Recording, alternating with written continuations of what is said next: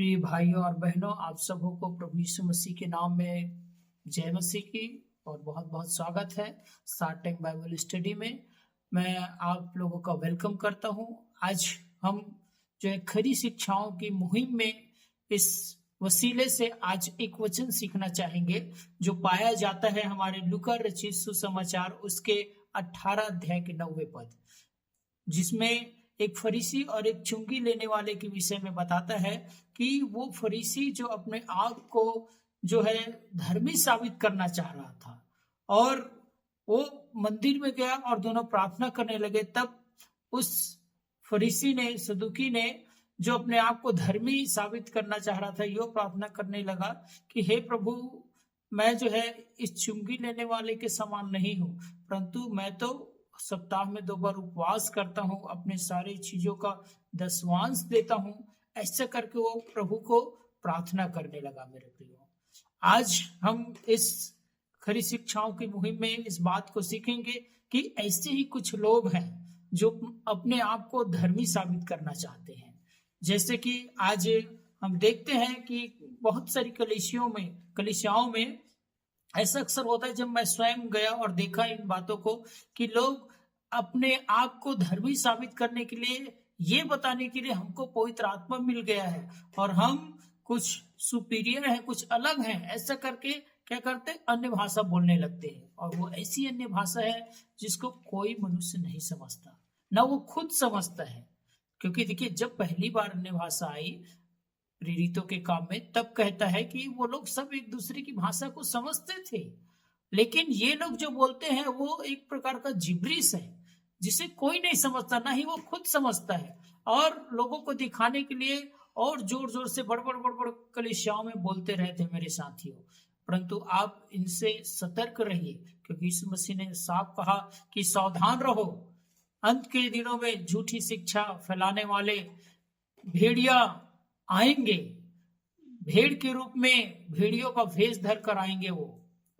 मेरे साथियों, मैं आपको बताना चाहूंगा कि और कुछ एक लोग होते हैं जो ऐसा करते हैं कि जब कलीसियाओं में जाते हैं, जब प्रार्थनाएं शुरू होती तो वो चीखने चिल्लाने लग जाते हैं, वो भी अजीब प्रकार से, कि लोग उसको समझे कि इसमें पवित्र आत्मा आया है। बहुत सारे लोग, आज कल एक बहन से चर्चा हो रही थी तो वो बता रही थी कि कुछ लोग ये कहते हैं कि मैंने प्रभु यीशु मसीह का दर्शन पाया, उन्होंने मुझसे ये कहा।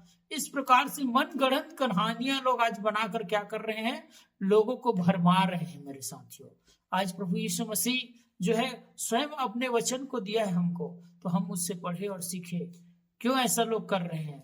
इसलिए कर रहे हैं क्योंकि बाइबल में लिखा है कि अंत के दिनों में झूठी शिक्षा वाले और भरमाने वाले लोग आएंगे, और इसलिए सावधान कहता है। और विशेष करके अन्य भाषाओं को लेकर, और ऐसे लोग चीखते चिल्लाते हैं जो अनबाइबलिकल है, जो अपने आपा खो देते हैं।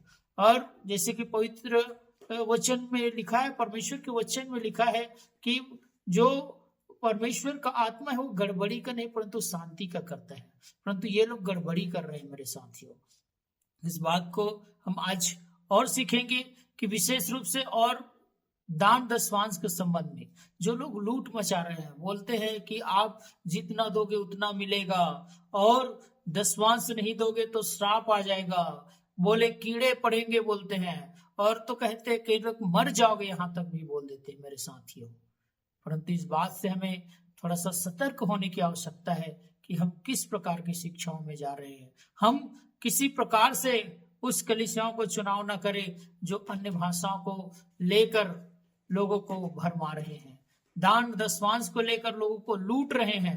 आज बहुत सारे लोग कलीसियाओं में जाते हैं, वो बताते हैं कि हमसे तो इतना डिमांड करते हैं, हमसे इतना डिमांड करते हैं। क्यों ऐसा?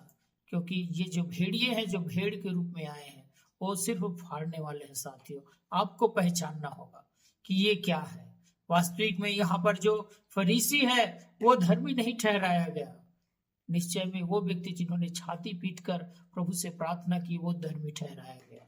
आज हम कहाँ हैं? आज हमें सोचने की आवश्यकता है कि लोग क्यों भरमाए जा रहे हैं। आज विभिन्न प्रकार से लोग अपने झांसे में लेकर वचन को आउट ऑफ कंटेक्स्ट बताकर संदर्भ में नहीं बताते, परंतु कहीं का कहीं चिपका देते हैं और क्या करते हैं, लोगों को अपने वश में कर लेते हैं। और ऐसा क्यों होता है? क्योंकि उनको बाइबल का ज्ञान नहीं है, वे पढ़ते नहीं है बाइबल को। जब पढ़ेंगे तो समझ में आएगा कि ऐसा क्यों है। मेरे साथियों, मैं आपको बताना चाहूंगा कि लोगों को दिखाने के लिए आज बहुत लोग, चाहे वो दास हो चाहे विश्वासी हो, वो अन्य भाषा का सहारा लेते हैं।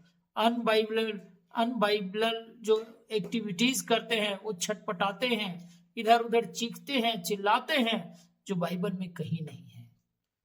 मेरे साथियों, इस बात को आप तब समझेंगे जब आप स्वयं बाइबल को पढ़ेंगे। नहीं तो आपको कोई भी कहीं भी कुछ भी बोल के चला जाएगा और आप उसके झांसे में आ सकते हैं।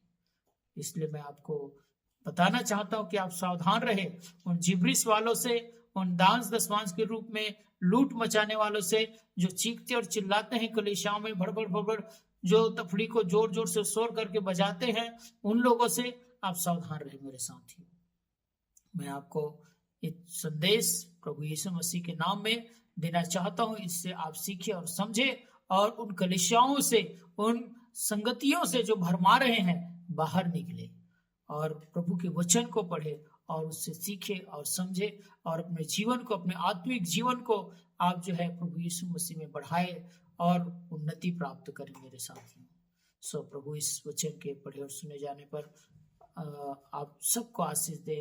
उम्मीद करता हूं कि आप इस वचन से जरूर कुछ सीखे होंगे।